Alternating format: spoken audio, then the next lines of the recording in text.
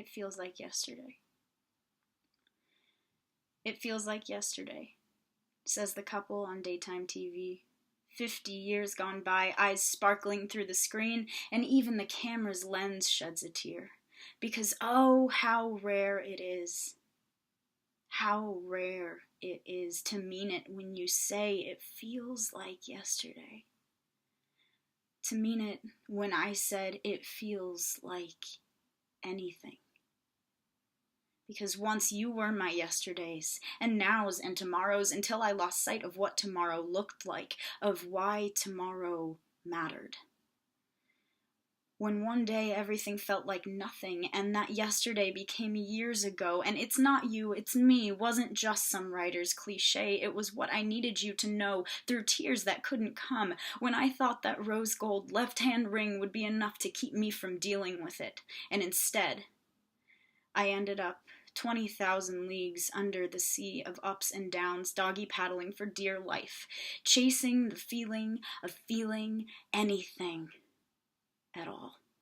In a whirlpool of Lexapro until it was too much to chase, so I stopped fighting long enough to wonder what I was fighting for until I was raw and floating in the current, and I knew. I bobbed along on one driftwood desire, leading me, one carnal need at my core, one thing I needed back so bad I would force myself to find air through the waves that oh so sweetly offered to fill my lungs and send me off to sleep. Just one thing. To remember what it meant, to mean it, when I said it feels like yesterday.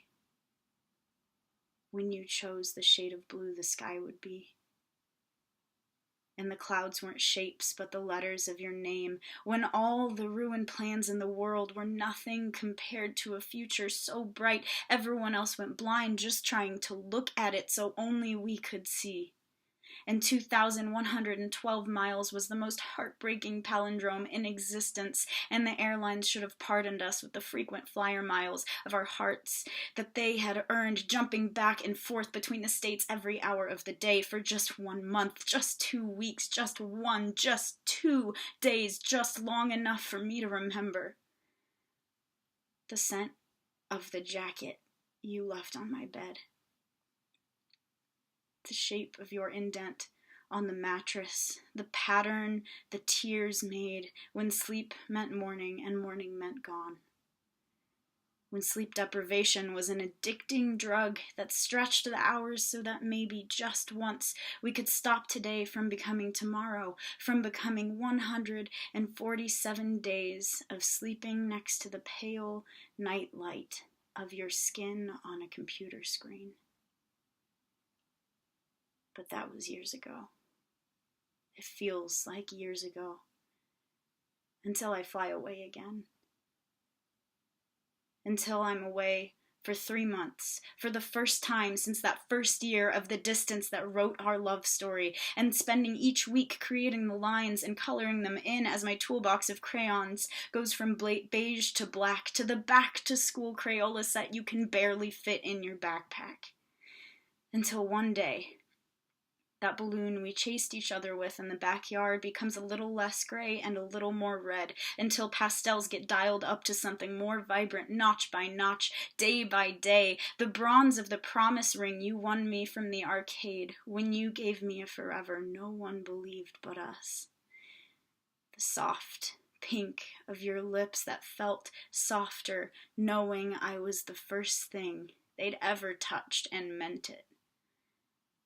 The first thing I started to long for when I start to long again. The brown of your eyes eclipsed by impossible lashes of my eyes. When I look in the mirror, one morning in June, 6 years after we met, and I feel awake and feel them whisper with the spark I forgot lingered in their corner, good morning.